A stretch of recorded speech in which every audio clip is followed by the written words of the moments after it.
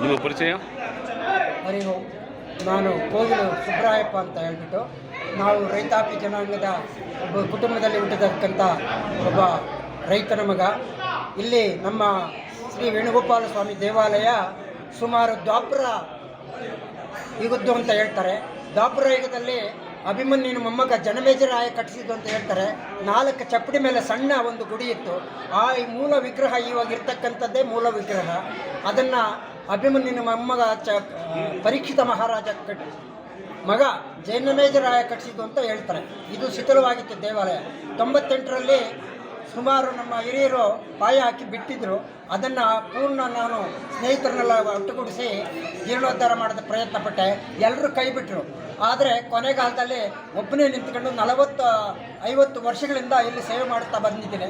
ಈ ಸೇವೆ ಮಾಡಿ ಇವತ್ತು ಜೀರ್ಣೋದ್ಧಾರ 98ರಲ್ಲಿ ದೇವಾಲಯವನ್ನು ನಿರ್ಮಾಣ ಮಾಡಿ ಸನ್ಮಾನ್ಯ ದಿವಂಗತ ಬಾಲಗಂಗಾಧರನಾಥ ಸ್ವಾಮಿಗಳ ಉದ್ಘಾಟನೆ ಕೈಗೊಂಡು ನಂತರ 2005ರಲ್ಲಿ ವಿಮಾನ ಗೋಪುರ ಹಾಗೂ 2003ರಲ್ಲಿ ಏಪ್ರಿಲ್ 4ನೇ ತಾರೀಕು ರಾಜಗೋಪುರವನ್ನು ನಿರ್ಮಾಣ ಮಾಡಿ ಇಂದಿಗೆ ಸಂಪೂರ್ಣವಾಗಿದೆ. ಇನ್ನೂ ಮಾಡ್ತಕ್ಕಂಥ ಕೆಲಸ ಇದಕ್ಕೆ ಸಾಕಷ್ಟಿದೆ. ಮೊನ್ನೆ ತಾನೇ ಈ ಮುಂಭಾಗದಲ್ಲಿ ಮಾರ್ಬಲ್ಸ್ ಅದು ಇದು ಎಲ್ಲ ಕೆಲಸನ ಮಾಡಿದ್ದೇವೆ. ಇದಕ್ಕೆ ಮುಖ್ಯ ಕಾರಣಕರ್ತರಂಥ ದಿವಂಗತ ಈ ಗ್ರಾಮದ ಚೇರ್ಮನ್ರಾಗಿರ್ತಕ್ಕಂಥ KP ನಾಗರಾಜ್ರವರು ಈ ದೇವಾಲಯನ ಮುಂದುವರಿಸಿ ಕಟ್ಟಬೇಕು ಅಂತ ಪ್ರಯತ್ನ ಪಟ್ಟರು. ಅವತ್ತು ಕಾರಣದಿಂದ ಸಾಧ್ಯವಾಗಿಲ್ಲ.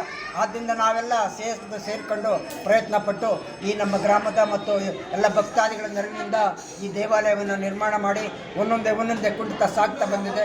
ಇನ್ನು ಎಲ್ಲವೂ ಮುಕ್ತಾಯವಾಗಿದೆ. ಇನ್ನು ಈ ಗೀತಾ ಮಂದಿರ ಕಾರ್ಯಕ್ರಮ ಇವೆಲ್ಲವೂ ಹೊಸದಾಗಿ ಕಟ್ಟಿದ್ದಕ್ಕಂಥದ್ದು. ಈ ಸಣ್ಣ ಜಾಗ ಇತ್ತು, ಇದೆಲ್ಲ ನೀರಿರತಕ್ಕಂಥ ಜಾಗ. ಇದನ್ನೆಲ್ಲ ನನ್ನ ಸ್ನೇಹಿತರು ಒಡಗೂಡಿ ಮಣ್ಣೊಡೆದು ಹಳ್ಳ ಇದ್ದಿದ್ದನ್ನು ಮುಚ್ಚಿ ಇದನ್ನು ಪುನರ್ ನಿರ್ಮಾಣ ಮಾಡ್ತಕ್ಕಂಥ ಕಾರ್ಯಕ್ರಮಕ್ಕೆ ನಮ್ಮ ಸ್ನೇಹಿತರ ಜೊತೆಗೂಡಿ ನಾನು ಈ ಕಾರ್ಯಕ್ರಮವನ್ನು 40-50 ವರ್ಷಗಳಿಂದ ನನ್ನ ಶಕ್ತಿ ಕೈಲಾದಷ್ಟು ಮಟ್ಟಿಗೆ ಮಾಡ್ಕೊಂಡ್ಬಂದಿನಿ.